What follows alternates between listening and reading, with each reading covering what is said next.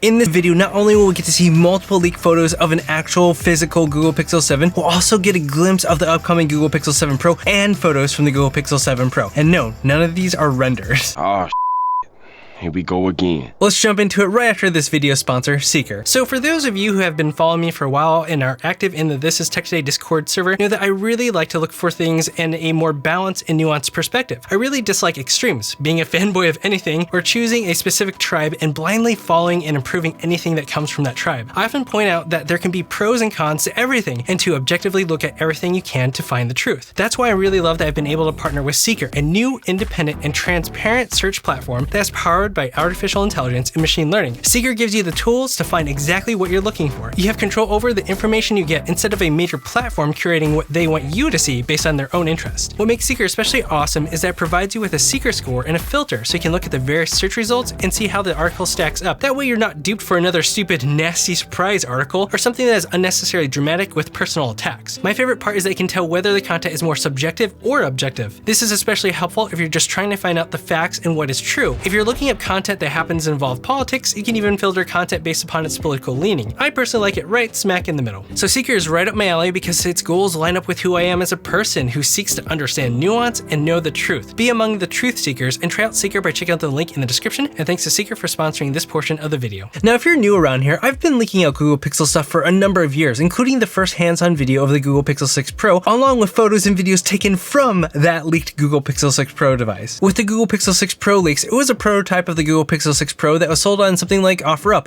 in Nigeria. Yes, Nigeria. And no, it wasn't from a prince. In this case, we're getting something similar with a prototype sample of the Google Pixel 7 sold through a similar marketplace somewhere. So originally this video was supposed to be an exclusive video because I knew about this early yesterday, or the day before Memorial Day. But this guy who's selling this prototype device is just listing it everywhere. So it went up on eBay and it's already taken down by now, but that's not the original place that it was listed. Also, the person who's selling it apparently doesn't care if they get fired or not because their name and their location and everything is listed there.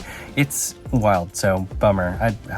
I don't know what you're doing, dude. We know that this is a prototype because it has a logo and marking similar to what you'd see on this prototype Pixel 2 that I have here, and the Pixel 4 that Max Weinbeck has, and even the prototype Pixel 6 Pro that I leaked last year. The fact that this Google Pixel 7 has similar markings as other prototype devices in the past makes it easy to acknowledge this as a pre-mass production prototype from Google. I was also able to obtain documentation of a discussion with the seller of this prototype Google Pixel 7 indicating that they believed it to be a prototype Pixel 7 as well. Now let's take a close look at the photos we have so far, compare it with the images Google has provided to us already, CAD renders that we have, and the Google Pixel 6 to get a better understanding of its consistency with what we already know about the Google Pixel 7 and how it differs from the Google Pixel 6. Let's take a closer look at this image first that we've already seen. We can see that it matches the rear camera arrangement that we have seen in the renders Google has already released, with a pill-shaped cutout for two cameras on the left with a sensor in between them. To the far right, we have a flash with a mic hole to the left of that flash, and that takes the spot of the sensor that we previously had on the Pixel 6 since it's now between the two lenses. This arrangement corroborates with the leaked CAD renders from XLeak 7s and renders from OnLeaks. As for which lens is which, it looks like the same lenses as the Google Pixel 6 with the main lens on the left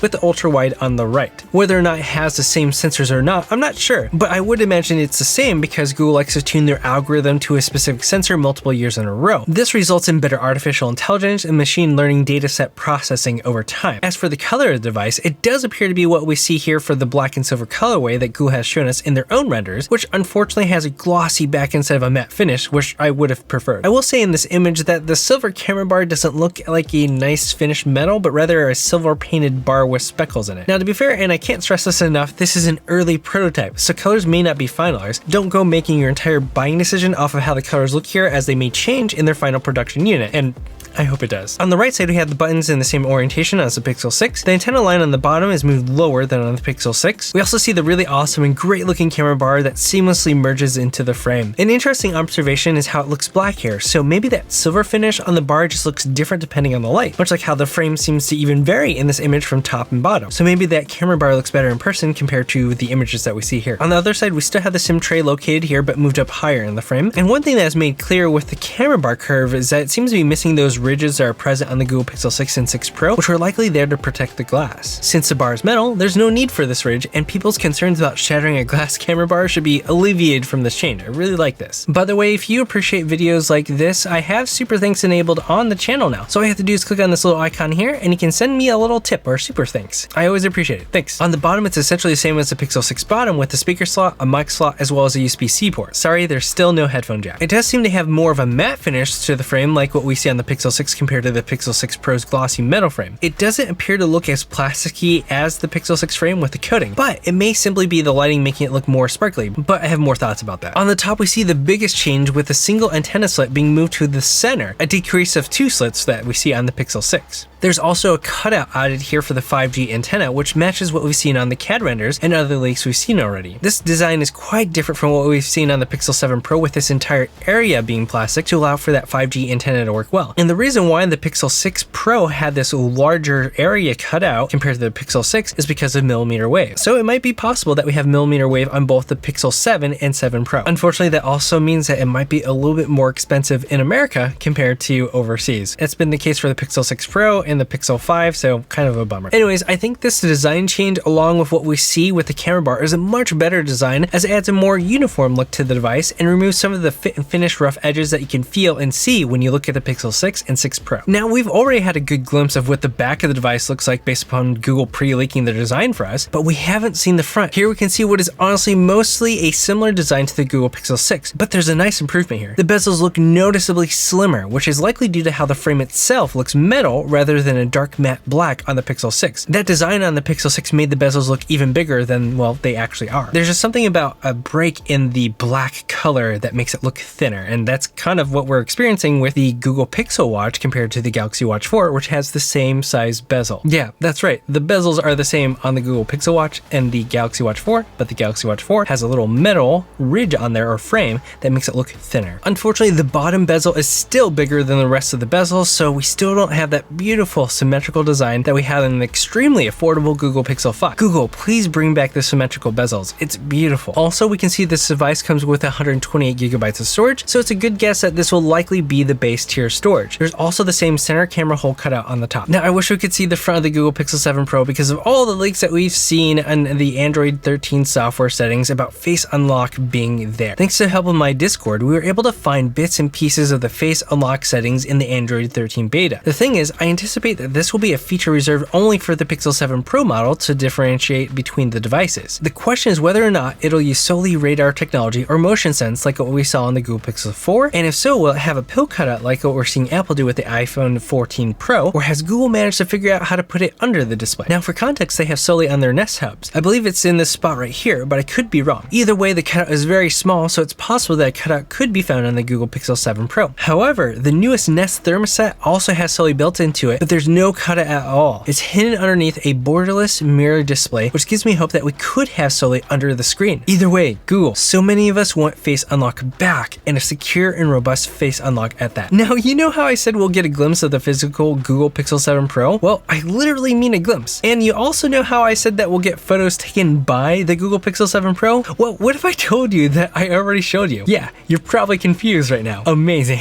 In this photo, we see in the body of the Google Pixel 7 that it's being taken by none other than a Google Pixel 7 Pro prototype with that extra camera cutout for that telephoto lens. This person is selling the Pixel 7 prototype, doesn't just have a Pixel 7 prototype, but it's taken Pixel 7 Pro prototype on top of it. And he took all the photos we're looking at which said Google Pixel 7 Pro. I just can't believe it. You can't make this stuff up. Let me know what you think of all these leaks so far. Make sure to subscribe and hit the bell icon to be notified when I post another video. Thanks for watching. This is Tech Today. Until next time.